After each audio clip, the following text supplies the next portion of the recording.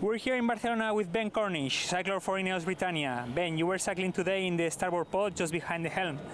With variable light winds that went from south to southwest, you scored sailing session in the bottom range. What was the goal for today? Yeah, I mean, the light wind was the goal. It was a tricky weather forecast. This morning the city had a lot of thunder cells passing over.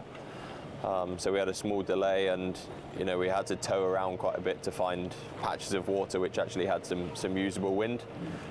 So a difficult day in terms of conditions, but yeah, certainly out there looking for the light stuff, which we got today. Some more wave today compared to last sailing session, which was also light wind. Did you felt it was harder today to make the takeoff? Yeah, it was a slight difference in sea state, but not overly significant in terms of what we can see. Barcelona can have some extremely big sea state days, so that's sort of where we set our expectations. So today was not too bad. Ben, moreover, a strong cycler, you're a very good sailor. When sailing in the AC75, are you doing other functions more than giving power? There's bits that the cyclors can help with, for sure. But yeah, primary role is to power the sails and the functions on board. Kind of what functions sometimes you're helping with? It varies. Yeah, I won't go into the details, but. Is there any average power target that you must deliver when cycling? Again, yeah, changes with the conditions. Some days are much more physical than others. And yeah, generally it is changed by the sea state and the weather conditions. So some days it can go out and not be too demanding. Some days it can be quite tough. About the recumbent position from American Magic cyclers, was that a surprise for you? Was that option over the table at some point of your project? Yeah, I mean, I think having listened to a lot of the other teams talk about it, it's something that I'm sure everyone considered. We certainly did. We looked at the numbers and added up the benefit versus the losses, and obviously we ended up where we are. It's not a massive surprise to see one of the teams ended up there. So yeah, we'll have to see how it plays out for the racing, who got it right. About development and technology, how much is there to come? Yeah, I mean, there's a lot to come.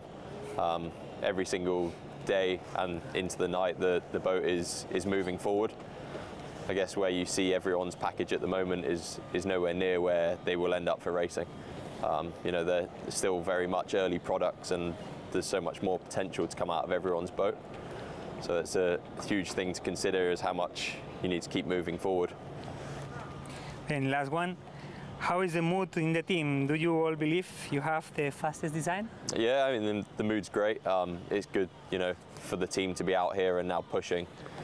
The smaller boats were great, but this is obviously the end product, and this is what we're all here for. So yeah, the morale's really good. People are working hard, and yeah, we're moving forward.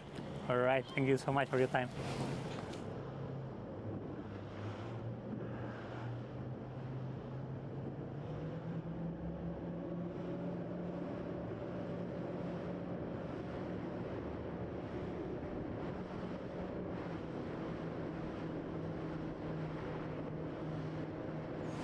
We're here with Michael Menninger from American Magic. You're trimming on the starboard side today. A bit of a tricky day. Can you break it down for us?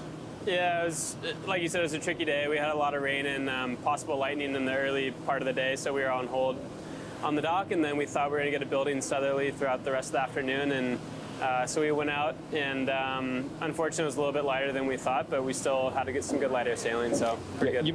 You managed a bit of sailing under the breakwater of the Freeport. Can you tell us what you were focusing on? I mean, honestly, in that sort of breeze strength, we're just trying to link some maneuvers together. We have a camera on our starboard foil, so just trying to get some images of that and at the lower speeds. But yeah, just in that sort of stuff, just trying to stay on the foils. And what are the cameras on the starboard foil looking at? I mean, they're just trying to see how the foil deals with different types of speeds, really.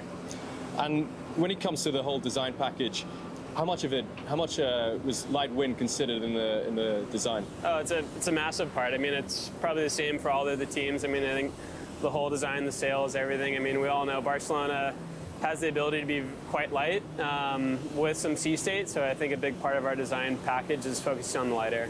And what about the foils? Are the foils you've got on right now specific light wind? Yeah, we think the foils we have on now can take us through the whole range. So we're pretty happy with them. Are you likely to stick with them for the next months? Yep, that's the plan. And your co-trimmer, Andrew Campbell, was on port side. Who's doing what when you're sailing? If you're sitting on starboard, he's on port. What are you doing when you're on windward?